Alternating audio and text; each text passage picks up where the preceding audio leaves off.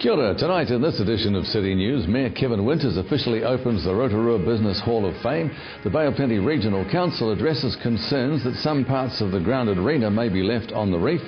And Sam Sutton is back home after successfully defending the Extreme Kayaking World title.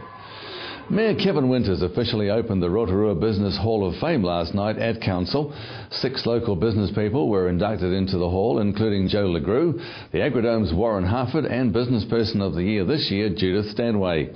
Mayor Winters says it's the right time to set up the hall to honour our business leaders. As we've had a number of recipients now for the Red Stag Business Person of the Year, we wanted to make a collective place of what are we going to do with these montages of people in terms of their contribution to Rotorua. So we decided a Business Hall of Fame was the best way to do it, and then where do you put a Business Hall of Fame? And then I thought the best place to do it is in Council Chambers in the Galleria, the business part of the public part of Council Chambers. This is where all our decisions are made.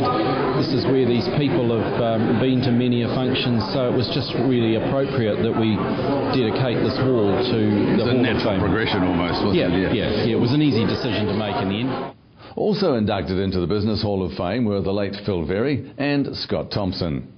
And staying with business, Chamber of Commerce CEO Roger Gordon says last week's business awards were the best yet. Mr Gordon says despite tough conditions in the marketplace, Rotorua businesses and business people showed they have what it takes to succeed. He says that success comes from the hard work of a team from the top down. You probably noticed that when the winners come up, we actually encourage that they bring their team up. And they did. And they did. Yes. And sometimes, particularly with the winner, the stage was full with 20-odd people on stage up there to receive the award. But that's important because that recognises that any business, any company, is a group of people. Yes. And it's a group of people from the people that are managing to the people that are doing and really are the essential lifeblood of any business. And Carly Jackson meets with 2 Business Award winners later in tonight's City News. The Bay of Plenty Regional Council has addressed concern by some in the community that parts of the grounded arena may be left on the reef. Local Hapu and Iwi have also said they don't want any part of the arena left on the reef and say they're committed to fighting the idea. Regional Council Chief Executive Mary Ann McLeod says recent announcements about the ultimate fate of the arena wreck have raised questions about the process that would be followed if the owners applied for a consent to leave the wreck and any debris on the reef. Ms McLeod says a full and robust statutory process would be followed if a consent application was lodged for any part of the arena to remain. She says if a consent application was received on behalf of the arena owners, it would be publicly notified to give the public every opportunity to express any concerns through the statutory process under the Resource Management Act.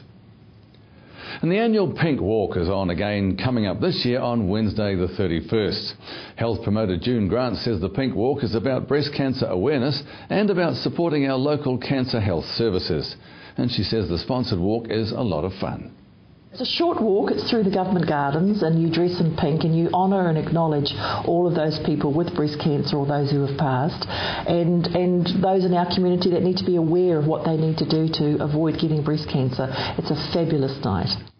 And June Grant says money raised from the Pink Walk stays locally to help families affected by breast cancer. And in sport tonight, local kayakers Sam Sutton and Mike Dawson have taken 1st and 3rd at the World Extreme Title event in Austria. It's Sam's 3rd consecutive World Extreme title and Dawson's 4th top 3 placing.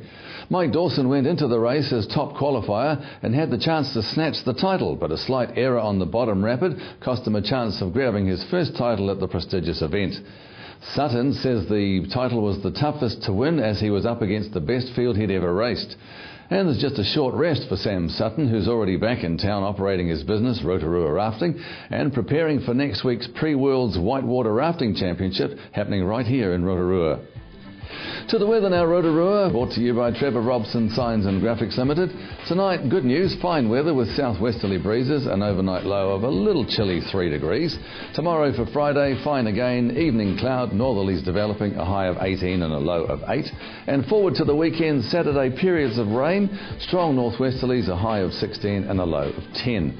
And to the marine forecast for Lake Rotorua, northerlies 10 knots developing late morning, rising to 15 knots late afternoon, waves less than half a metre. Fine weather though, with a little bit of cloud increasing at night.